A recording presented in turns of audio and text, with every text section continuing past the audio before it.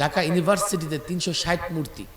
আল্লামা মুফতি আমিন রহিমাহুল্লাহ এটার পাশ দিয়ে গেলে বলতেন, দেখ মক্কার কাফেররা বাইতুল্লাহর ভেতরে 360 মূর্তি বানাইছিল। ঢাকা ইউনিভার্সিটির জায়গাটা ওয়াকফ করছে এক মুসলমান নবাব, তার ইউনিভার্সিটির ভেতরে দেখ 360 মূর্তি সাজায় রাখছে। আমরা বলেছি মূর্তি নির্মাণ করে যুবক সাধারণ মুসলমানের ঈমান ধ্বংস করা যাবে না, এটাকে আমাদের অপরাধ। আমরা বলেছি কসাই মুদিকে আমি স্বাগত জানাতে পারবো না। বলে কি রাষ্ট্রীয় মেহমান রাষ্ট্রের প্রোগ্রামে আসবে, কেন পারবেন না স্বাগত জানাতে? আমি বলি আমি এই জন্যই পারবো না, আমি যখন তার দিকে তাকাই তো আমি দেখি তার হাতে এবং দাঁতে গুজরাটের নিরীহ মুসলমানদের রক্ত লেগে আছে। কোন দলের পক্ষে বিপক্ষে নয়। বাবরি মসজিদ 400 বছরের পুরনো মসজিদকে ভেঙে রাম মন্দির বানানো হয়েছে। উগ্র হিন্দুত্ববাদীরা মসজিদের মিনারায় উঠে গেরুয়া পতাকা টানিয়ে মসজিদের অবমাননা করেছে। ফ্রিজে গরুর গোশত রাখবার কারণে 2 নারীকে, মুসলিম নারীকে ধর্ষণ করা হয়েছে। আজান বন্ধ, খোলা জায়গায় নামাজ বন্ধ। স্কুল শিক্ষার্থী মুসলিম, সে প্রতিবাদ করছে, সে দাবি করছে আমাকে হিজাব পরে কলেজে যেতে দিতে হবে, সেটা তারা দেয় নাই। এমন একজন উগ্র সাম্প্রদায়িক কসাই মুদিকে বাংলাদেশের শান্তিকামী জনতা স্বাগত জানাতে পারে না। হাফিজ হুজুর রহিমাহুল্লাহ বটগাছ মার্কায় প্রেসিডেন্ট নির্বাচন করেছেন, ভোট দিয়েছেন। কেউ আছেন এখানে? হাত উঠান দেখি। মাশাআল্লাহ, কয়জন পাওয়া গেছে? পিছে আছে 2 জন। হাফিজ হুজুরের বটগাছ মার্কার পোস্টার দেয়ালে লাগানো দেখছেন কে কে আছেন? ভোট দিতে পারেন না কিন্তু মনে আছে ছোটবেলায় হাফিজ হুজুরের পোস্টার দেয়ালে লাগানো আছে। আবার হাত উঠান, দেখেন কে কে দেখছেন। মাশাআল্লাহ মাশাআল্লাহ, হাত নামান। বটগাছ মার্কায় স্লোগান দিচ্ছেন, কেউ আছেন? এখনকার ডিজিটাল ছেলেপেলেদের কোনো খবরই নাই। হাফিজ হুজুর যে আল্লাহর ওলি, কোনো সন্দেহ আছে? হাফিজ হুজুরকে বলা হয় মাদারজাত আল্লাহ ওলি, জন্মের পরেই আল্লাহর ওলি। হাফিজ হুজুরের বেড়ে ওঠা, তার ভারতে গিয়ে পড়াশোনা করা, সবগুলো এক একটা অলৌকিক ঘটনা, কারামত। এমন বুজুর্গ শেষ জীবনে তওবার ডাক দিয়েছেন। কেন তওবার ডাক দিয়েছেন? 30 বছর আগে যদি তওবার ডাক দেওয়া লাগে, এখন রাজনীতিবিদদের তওবার ডাক দেওয়ার দরকার আছে না নাই? বলবেন হুজুর কেন আছে? ছোট্ট পরিসংখ্যান শুনেন। গত 16 বছরে বাংলাদেশের টাকা পাচার হয়েছে 11 লক্ষ কোটি টাকা কমপক্ষে। এই হিসাব কিন্তু সাখাওয়াত সাহেব করে নাই, জান আপনি ভুল করছেন। গত 16 বছরে ঋণের পরিমাণ কত? 18 লক্ষ 35 হাজার কোটি টাকা। গত 16 বছরে আমরা দেখেছি রাষ্ট্রের এক একটা প্রতিষ্ঠান ধ্বংস করে দেওয়া হয়েছে।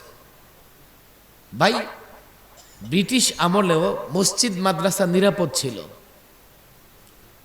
কিন্তু আমরা দেখেছি এই পলাতক সরকার তার তাবেদার, ইসলাম বুঝুক আর না বুঝুক, কেরাত পারুক আর না পারুক, মাজার পূজারীরে বাইতুল মোকাররম বসায় দিস।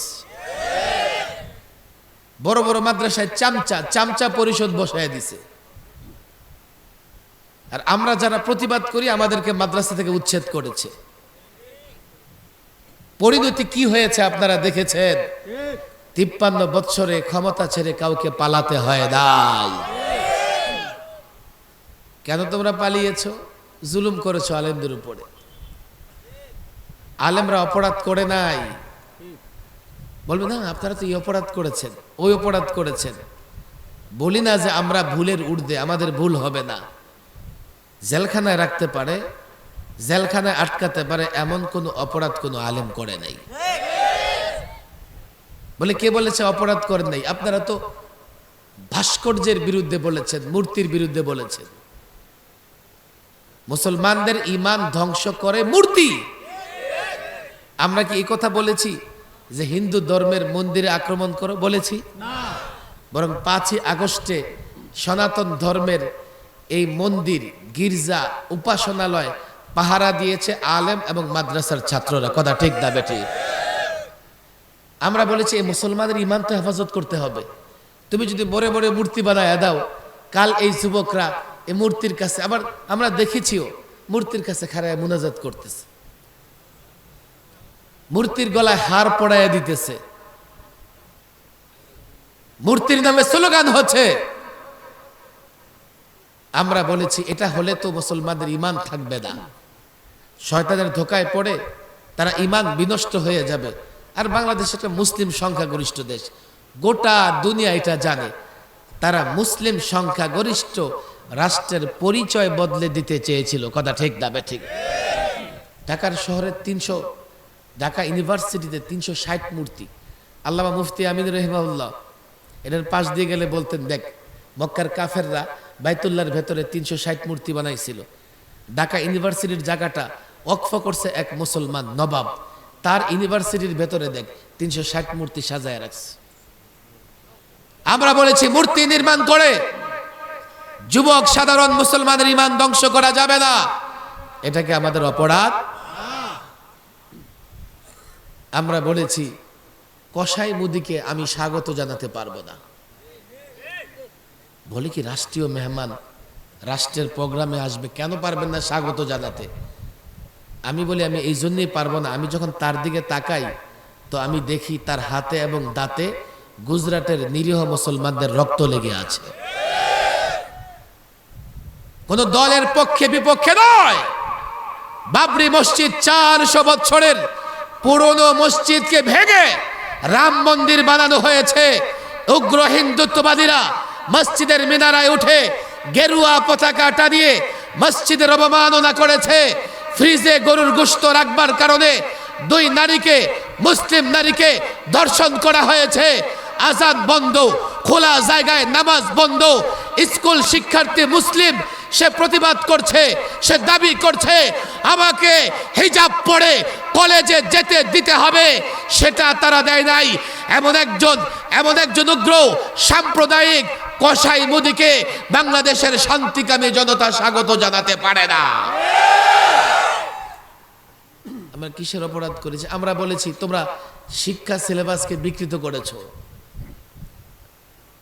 নবীদের জীবনীবাদ, সাহাবা চরিতবাদ, আউলিয়াদের জীবনীবাদ পৌত্তলিক নিয়ে আসছে মুসলমানদের বইয়ে। মুসলমানরা কেন পৌত্তলিকতা পড়বে? প্রয়োজন হলে যারা পৌত্তলিকতায় বিশ্বাসী তাদের জন্য আগে আলাদা করে বই পুস্তক ছিল, আলাদা করে বই পুস্তক বানাও। আমার মুসলমানের সন্তান মূর্তি পূজা কেন পড়বে? কেন আমার মুসলমান কেন এগুলো পড়বে? আমরা তো মূর্তি পূজায় বিশ্বাসী না। শিক্ষা ব্যবস্থাকে পরিবর্তন করতে করতে পরে নিয়ে আসে ডারউইনিজম। মানুষ বানর থেকে তৈরি, বিকৃত একটা মতবাদকে আমাদের সন্তানদের সামনে পেশ করে তাদেরকে বানরের জন্ম, বানরের প্রতি সহনশীল করবার চেষ্টা করা হয়েছে। বড় আশ্চর্যের বিষয়, আল্লাহ আমাদের সম্মানিত করেছেন। আমরা বিশ্বাস করি আমরা আদম সন্তান, বানর কখনো মানুষ জন্ম দিতে পারে না। কথা ঠিক না বেটি? একটা বিকৃত মতবাদকে আমাদের উপর চাপায় রাখার চেষ্টা করা হয়েছে। আমি তখন অবশ্য বলেছি আমরা তো আদম সন্তান, তোমাদের জন্ম পার্কে, নদী, নালায়, খাল বিলে। তোমরা খোঁজ নিয়ে দেখো তোমাদের জন্মে বানরের অবদান আছে না নাই? আমরা কি অপরাধ করেছি? কেন আলেমদেরকে এই 2 থেকে 3 বৎসর ফাঁসির সেলে 24 ঘন্টা আটকায় রাখছো? তোমাদের এমন পরিণতি হয়েছে এখন পৃথিবীর কোনো দেশে তোমাদের জায়গা নাই। এত রাষ্ট্রকে খুশি করার জন্য আলেমদের উপর টর্চার করে, যাও না কোথায় যাবা পালায়া। কত দাম্ভিকতা, কত অহংকার দেখেন। অহংকার তোমাদের কোথায় গেল? দেশে এখন পরিবর্তন হয়েছে। আমি বলি যে তোমাদের পরিণতি কি হবে আল্লাহ ছাড়া কেউ জানে না।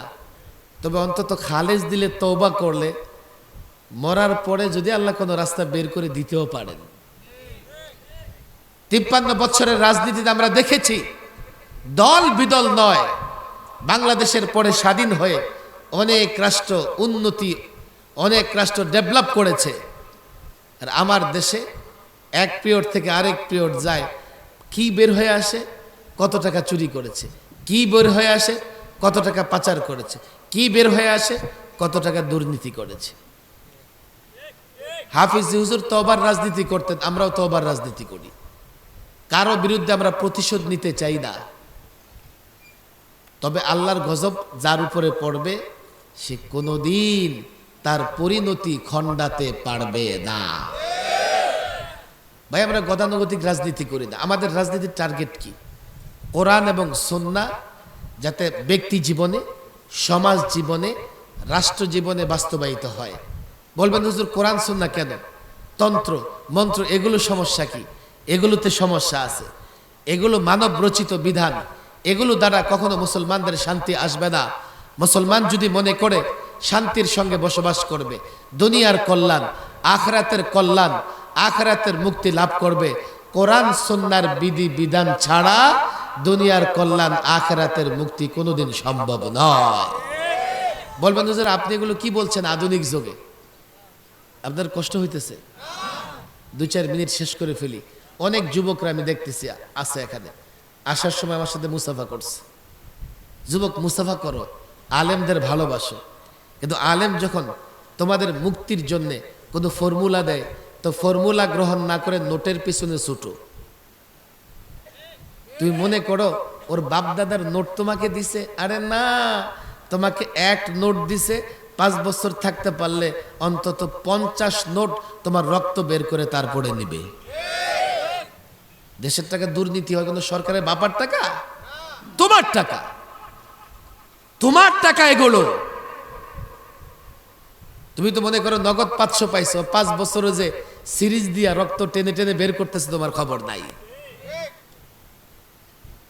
যদি মনে করি বাংলাদেশে শান্তি আসবে, কোরআন সুন্নাহর শাসনের বিকল্প নাই। যুবকরা বলবে হুজুর এটা কি বাস্তব? আরে বাস্তব মানে এই তন্ত্র মন্ত্র দিয়ে পৃথিবী কয় বছর চলতেছে? আমেরিকা কয়দিন রাজত্ব করতেছে? সোভিয়েত ইউনিয়ন কয়দিন রাজত্ব করেছে? ভারতে পৌত্তলিক হিন্দুত্ববাদীরা কতদিন রাজত্ব করেছে? আরে এই ভারত একটা গোত্র, মোগল গোত্র, কমপক্ষে 400 বছর শাসন করেছে।